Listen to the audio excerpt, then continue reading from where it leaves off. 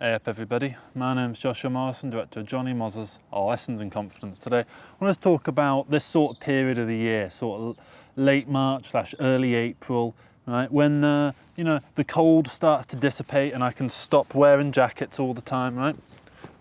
I don't have to wear this jacket now. I can just go around just in a t-shirt, right? Maybe don't even need these. Imagine it's just sitting like that, right? It looks a bit stupid, but I could sit here in shorts and a t-shirt if I wanted to. Right? I don't need to go around with jackets and stuff all the time, but wearing you down. When you go outside, you feel a nice little rush of warmthness rather than this sort of like blast of cold air that makes you feel like you're stepping into a hostile environment, right? Now everything starts to feel a little bit more welcoming, a little bit more comforting and that kind of thing, right? So it's quite nice. I like this period of the year, right? Because it's the going from it's so cold out, I don't really want to do anything, to it's starting to get warm, I can go out and do stuff and enjoy myself, right? So that is really nice, okay? And I find that every sort of year, this little time period is probably one of the most important parts of that year, right? I tend to find that January and February, you stay a little bit more shut in, not quite as much happens during those little parts of the year, right? And then you start to get to this period and it starts to set the stage for what the year has to offer, right? So I tend to find that I get most of my motivation for moving forwards from this little period, from the rush of warmth that starts to come in, right? And you start to notice that you start seeing your friends more, you start to be more outgoing and that kind of thing, because you feel better because you're out and about, right? Seasonal depression, for instance, as a concept, I do think is quite real, because you sit there and you're a little bit like, it's just miserable out, right? And even if it's not maybe literal like clinical depression, that kind of like, everything's sort of pointless and like you just sort of feel like nothing, but in a really negative way. It's kind of just more like it's an external thing that causes the misery, and then once you get the external thing goes away, that misery goes alongside it, right? So both the misery and the external hostile environment have now fucked off, right? And we can sit and enjoy the sun, right? And it's just quite nice, and it starts to get a bit annoying sort of in June, July, when it gets too hot and you get heat waves and stuff. I mean, a couple of years ago it got to like 40 degrees Celsius around here, which I think that's like 110 Fahrenheit, which I know if you live in like Arizona or whatever, you're used to that kind of thing, right? But I start sweating buckets at about 25 degrees C, okay, which is not that vastly hot, right? It's just, I'm not a big fan of like overwhelming heat. I like this. I like to feel a little tiny bit of chill when I'm out in a t-shirt, right? I like the idea that I can wear a jacket if I choose to. I can put it back on, right? But I don't need it on, right? And I don't need it off either. It's just a choice, right? It's not like, if I put the jacket on, I'm gonna be too hot, and if I take it off, I'm gonna be too cold. It's just kind of, I can have either or, right? Doesn't matter, because it's my choice. I'm able to do it because the environment around me is permitting me to wear whatever I kind of want to wear at varying sort of degrees of warmth, right? So I can wear the jacket, I cannot wear the jacket.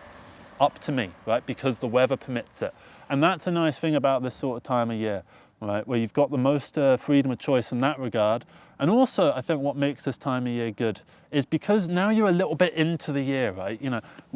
New Year's happens, right? And you're thrust into this new year. What are you going to try and do with it? What's going to happen in this year? Those kind of questions that go through your head in January and February as you're setting the stage. Now the stage has been set, and the audience is starting to come into this theatre, right? And come May, the play started. I don't necessarily know exactly how this metaphor works, but I'm seeing the year as like a theatre performance, right? And you're setting everything up, and then you do the performance, and then the performance kind of finishes around like November, December, around Christmas time, when everyone goes off for the holidays and stuff. And yeah, that's generally the point of this video, is just to talk about this sort of March, April sort of time period, because it's that transitional stage. Spring is coming, there's little bits of flowering coming off of all these dead trees, right? So in a couple of weeks, this won't look like this. It will look totally different, and that's nice, right? And I like that period. And I tend to find that April is probably my favorite month of the year. Aprils are always good. Octobers tend to be pretty good. Yeah, sometimes Junes are good. And yeah, because I noticed that years sort of follow a bit of a pattern, almost a structure. You know how like a film has a 3-act structure? I feel like that same 3-act structure can be applied to a year, depending on how you approach the year and how self-determined you are and all that to achieve your goals, right? So I'm at the point now with this year where I know what I want to achieve by the end of the year, right? And I'll either achieve those things or I won't. And the next year will, take the lessons that I learned from this year and apply them onto that one. And this year is taking the lessons that I learned from last year and applying them in different ways, trying not to make the same mistakes, trying to do new things, trying to put myself into new situations and take myself out of my comfort zone, right? In a new environment with, new people and that kind of thing. Because you meet new people every year. I'll be sat here in a year's time, right, saying sort of the same thing but in a different context about different people, thinking of different scenarios, right?